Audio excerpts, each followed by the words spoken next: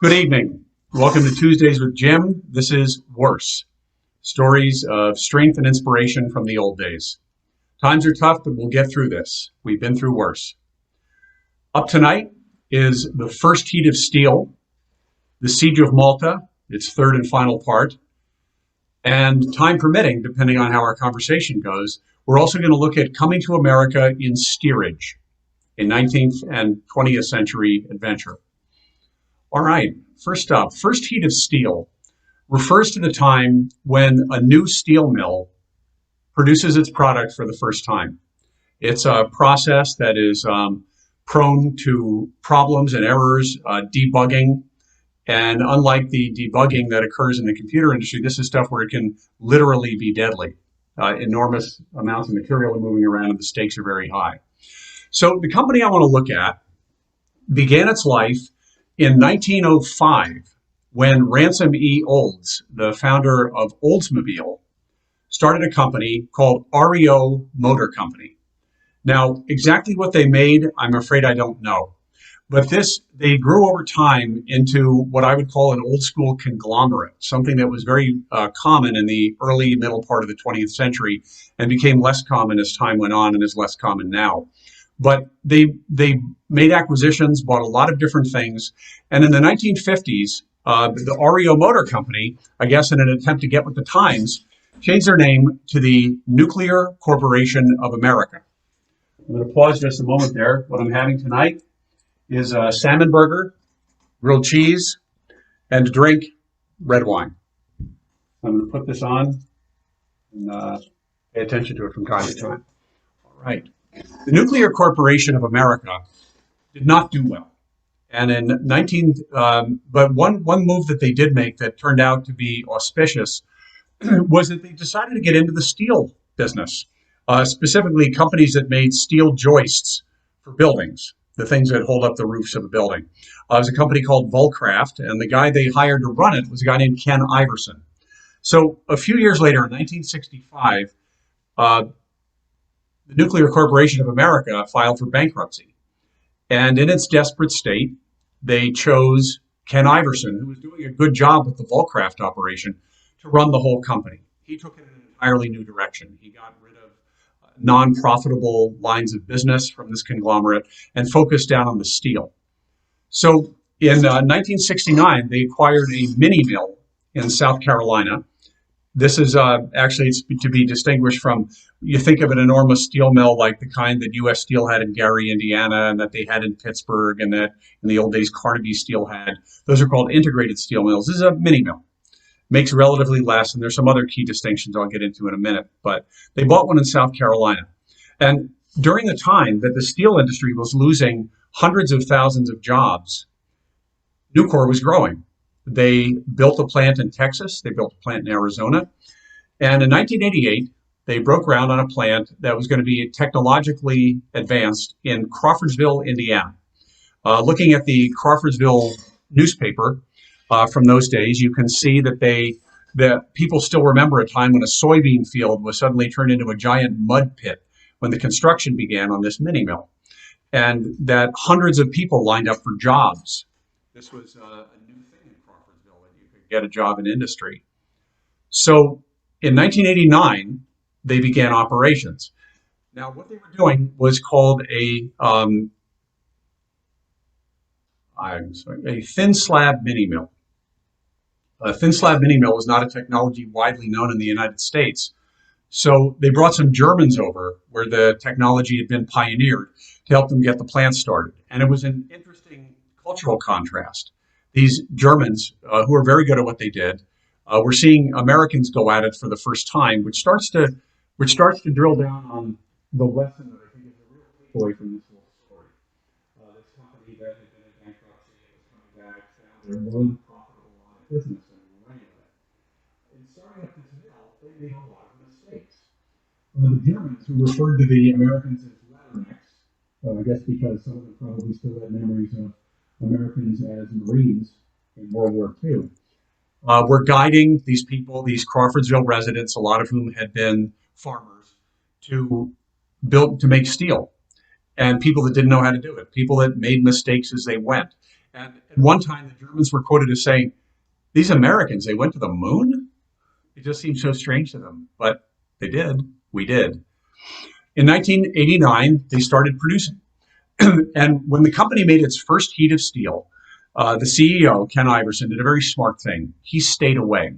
He knew there'd be a lot of mistakes, and they didn't need to have the chairman, the chief executive officer, breathing down their necks while they were working out their mistakes. One of the mistakes that happens in this mini mill happens because they do what's called a continuous casting process, which is fascinating. They start with the liquid steel, which comes from recycled steel, by the way, with an enormous amount of electrical energy applied to it to melt it. The steel in its molten state is poured into a tube that becomes a guide. And that tube slowly transitions over to rollers because in a very short period of time, the steel hardens enough on the outside that it's no longer liquid. And then it can be guided by these rollers into a horizontal configuration. It was called a thin slab mini mill because then as it proceeded forward, the rollers got closer and closer and closer so that they could make the steel get down to the thickness they wanted when they actually sold it. And after it came out to a certain length, it was cut off by a giant hydraulic shear. But one of the things that can go wrong in this process is you have something continuously going from liquid to solid and then changing direction is what's called a breakout. And that's when something gets out of whack and liquid steel just starts flowing all over the place. You can imagine how horribly dangerous this is, and also how terrible it is for the equipment. Breakout is a term that goes back to the earliest days of the steel industry, even before mini mills. And apparently it's used internationally. If you're in a steel mill in Germany and this particular problem happens, you may hear the Germans yelling, breakout, breakout. So the other problem that can happen in this process is that as the steel starts to harden and gets thin and starts to move along its path, it gets stuck somewhere down there after it's already hard. And then, or already soft but solid. And then what will happen is that it will back up and bend and damage the machines and knock them out of position. And that's called a mill wreck. So in these, the first days when they were doing their first heat of steel, the mini mill in Crawfordsville, Indiana had a lot of breakouts and a lot of mill wrecks. Breakouts are particularly dangerous. And here's something I didn't know. Water on a steel mill floor is extremely dangerous. If you have liquid steel, you throw water on it, just evaporates off instantly. If you throw liquid steel on water, it explodes because the water instantly turns into gas and increases its mass, its volume, by tens or hundreds of thousands of times instantaneously, and that sends the liquid steel flying in all directions. So there's a strong effort made always in the steel industry to keep the floor dry. But these folks were new to this. And when they had their breakout, some of the steel went down to a lower area, almost sort of a basement area of the building, and hit water. Somebody was extremely badly injured by flying liquid steel. And as one of the witnesses at the time described it, it was all asses and elbows down there. When that started to happen, everybody just ran for the exits, and it was sort of every man for themselves. Hard to blame them. But eventually they got it going. And Nucor sold its product, continued to grow. They expanded and built plants in other places, these mini mills that use recycled steel, which is good for the environment. There's plenty of it in the world. And the lesson that I felt I take away from it is that when you're trying something new, and this Zoom show is one of them, you got to expect to make mistakes along the way. But if you let your mistakes stop you, you'll never get anywhere. So next up is the Siege of Malta. Now, this is something we've been talking about a little bit. It occurred in the year 1565 in the long battle for the control of the Mediterranean between Christian Europe and the Muslim Ottoman Empire, people also known as the Turks. The Christians were disunited, mutually suspicious. They had a terrible time working together. The Ottomans were united. They were very good at what they did. And their empire throughout the 1400s and 1500s had continued to expand and expand and expand. Finally, they reached the middle of the Mediterranean Sea, the island of Malta, which was controlled by a relatively small order of knights called, had once upon a time, hello, Pat, and welcome. They'd been called the Hospitallers, and were now known as the Knights of Malta. The Knights of Malta knew that this was their last stand. If the Ottomans won and drove them off the island, their order would probably be swept out of existence forever. The leaders of the Muslim invaders, the army leader was Mustafa Pasha, and the fleet leader was a guy named Biali. They knew there was a very good chance that they would get their heads chopped off if they came back without success.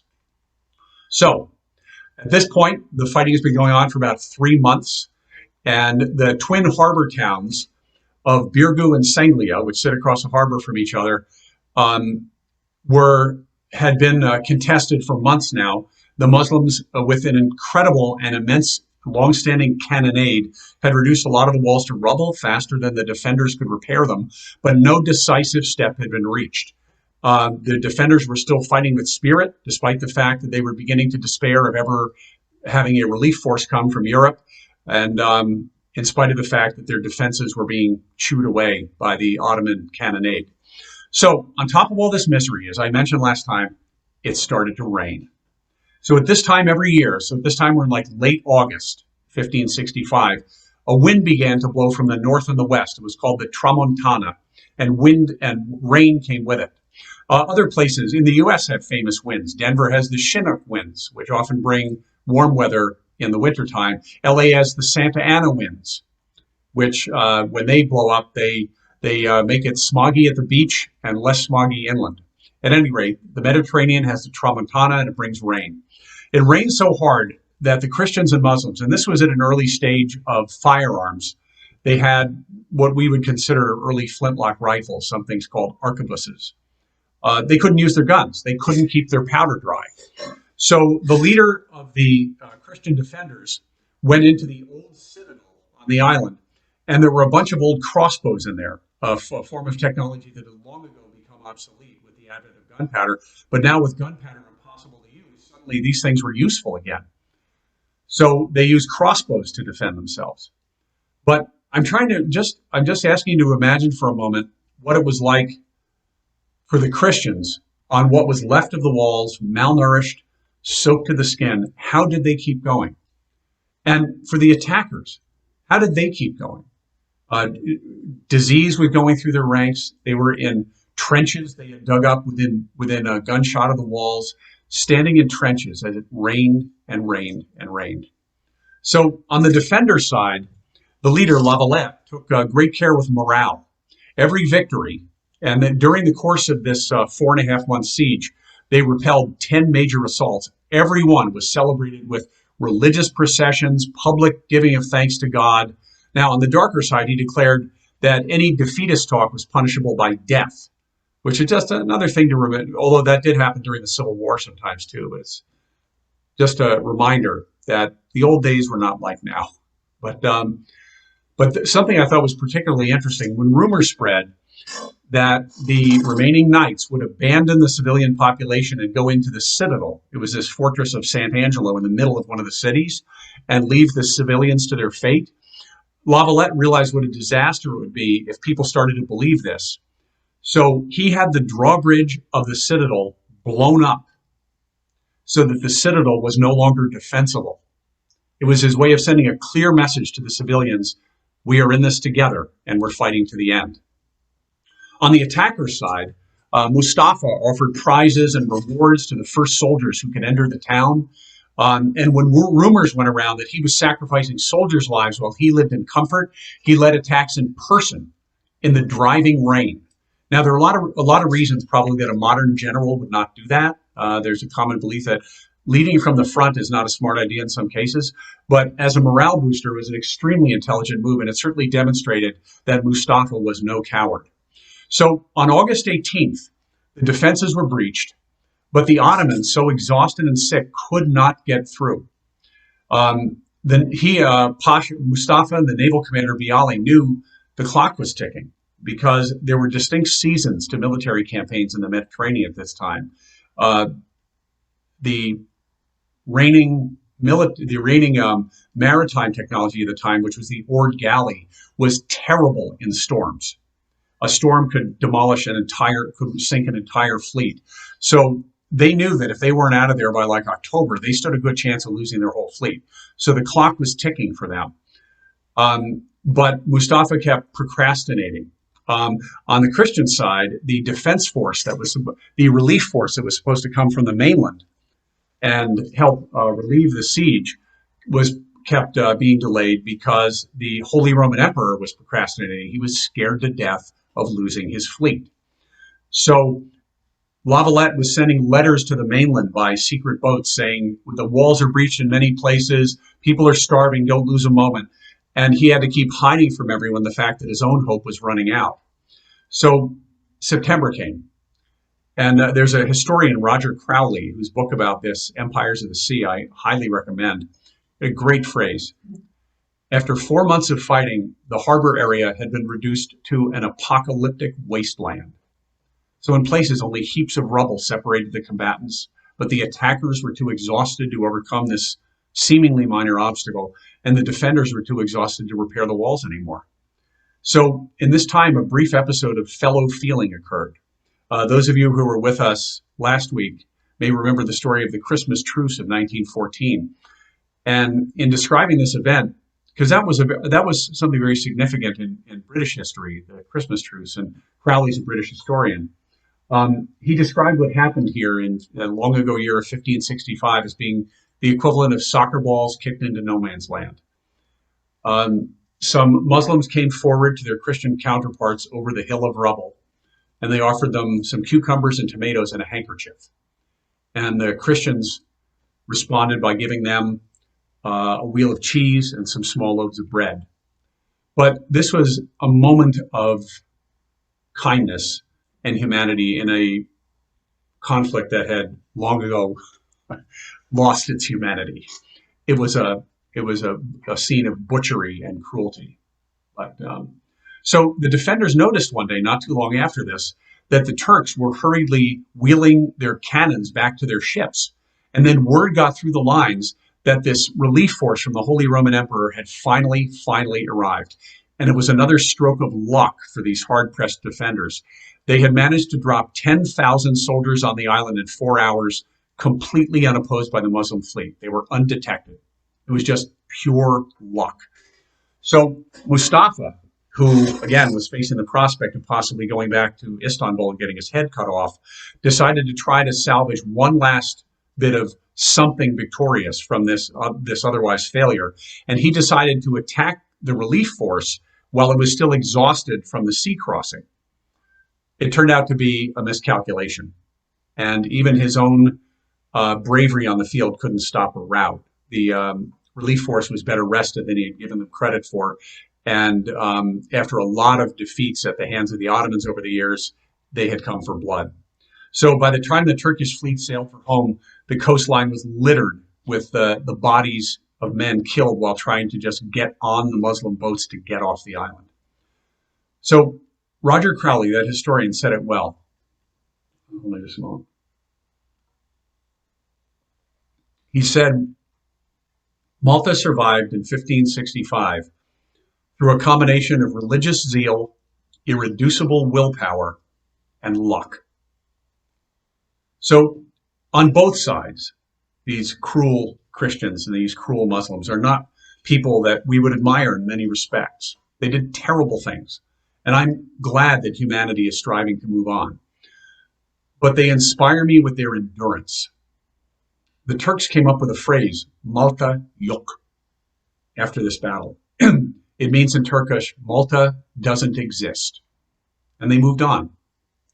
As I heard it put, the tough-minded Ottomans were not shattered by this shattering defeat. So in the words of Britannica.com, however, it did shatter the Ottomans' reputation for invincibility.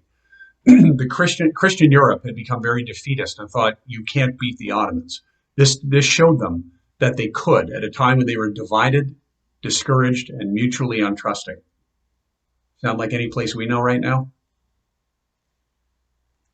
The last story brings us back to the U.S., or in many stages back to the U.S., while we look at what it was to come to the United States in steerage.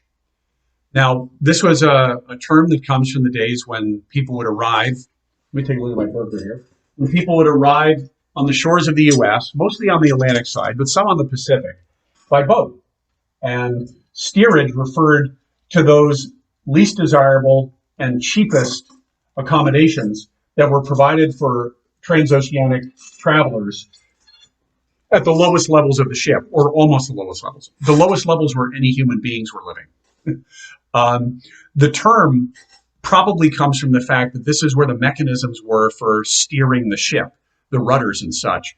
But the interesting thing is that in other languages, they call it the between decks area, meaning between the cargo hold and the decks where people have cabins. And so it is possible that this uniquely English term steerage also refers to the fact that this was a part of the ship where before all this transatlantic travel was happening, it's where steers and other livestock would be transported on the ship. The conditions to begin with were horrible. It was really a step above traveling as cargo.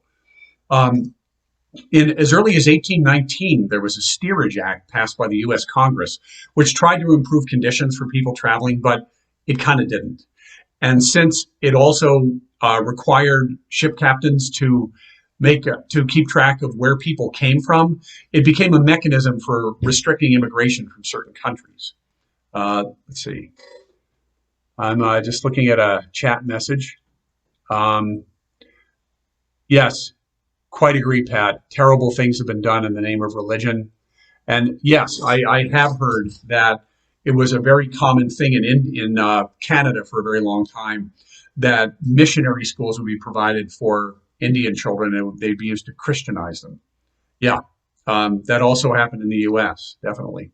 So in so many ways, I'm glad that things have moved on from the way things were in 1565 and in 1865 and even in 1965. So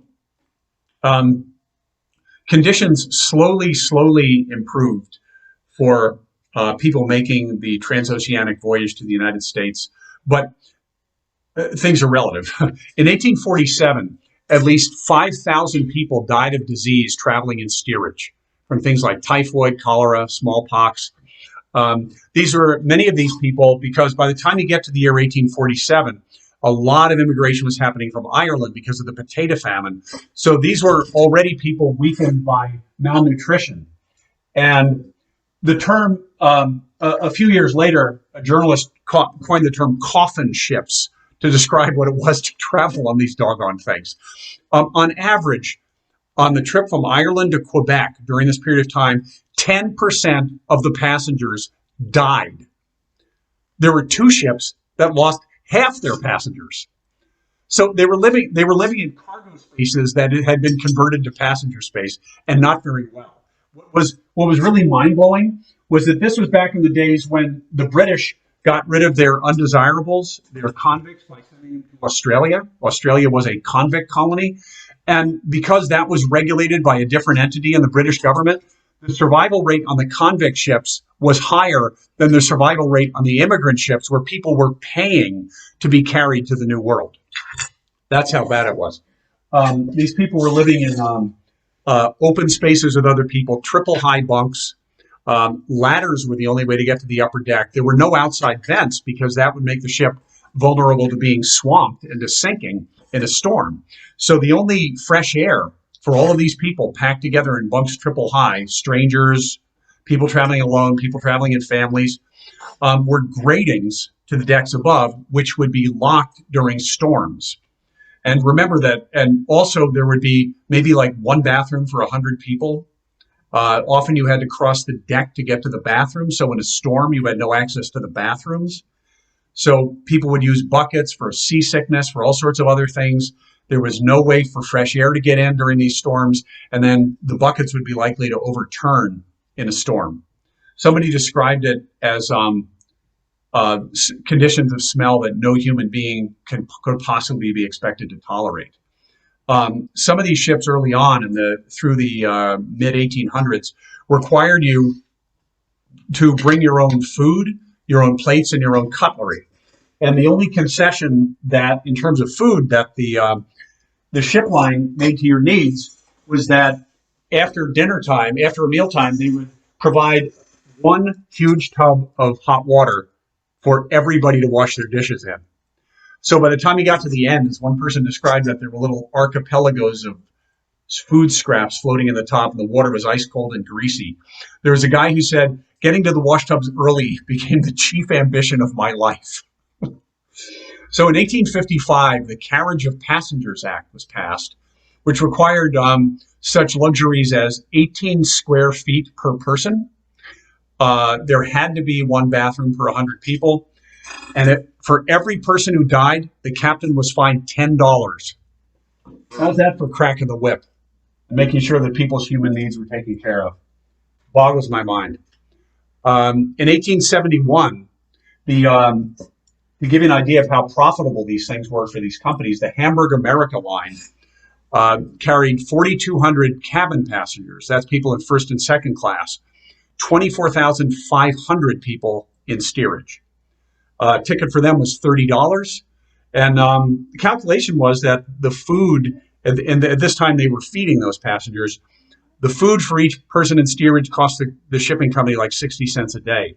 So if they were charging $30 per person, they made a ton of money on that crossing. An immigration commission as late as 1911 said it's a marvel that human flesh can endure the experience of traveling in steerage. And what's interesting to me is I went back and looked at a clip from Titanic, which is 1912. Now, admittedly, that's supposed to be a ship on its maiden voyage, so you'd expect it to be in a little better shape than some of the other ones. But if you look at the dancing scene in that movie, you know, where Kate Winslet goes down slumming in the steerage level, hangs out with Leonardo DiCaprio's friends and cohorts and dances with them. The place is like spotlessly clean. That is just not real. Oh, also, the lighting was good.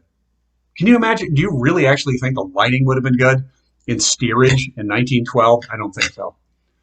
So as this went on, conditions got better little by little until by the time you were traveling in third class on a ship, you were sharing a cabin with only 3 or 4 other people. You had your own bathroom. You had a sink. You had a door you could close and lock, probably so you didn't have to guard your food the entire trip.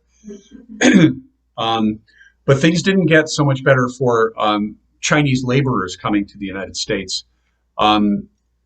They were discriminated against even to a greater extent than a lot of the people that came from Europe. So most of us have heard of steerage. Most of us have heard of Darwinian to describe an experience where only the strong survive. And I think steerage was a testament to how much so many of our immigrant forebears wanted it, and how many immigrants still do. So for this part, I thank History.com, AmericanHistory.SmithsonianInstitution.com, the CayugaMuseum.org, and NorwayHeritage.com. I've run a little long in our time, but is there anyone here who would like to share a story of a time when they made a lot of mistakes in a new endeavor, but ultimately turned it into something successful? Just feel free to unmute yourself if you'd like while I take a bite.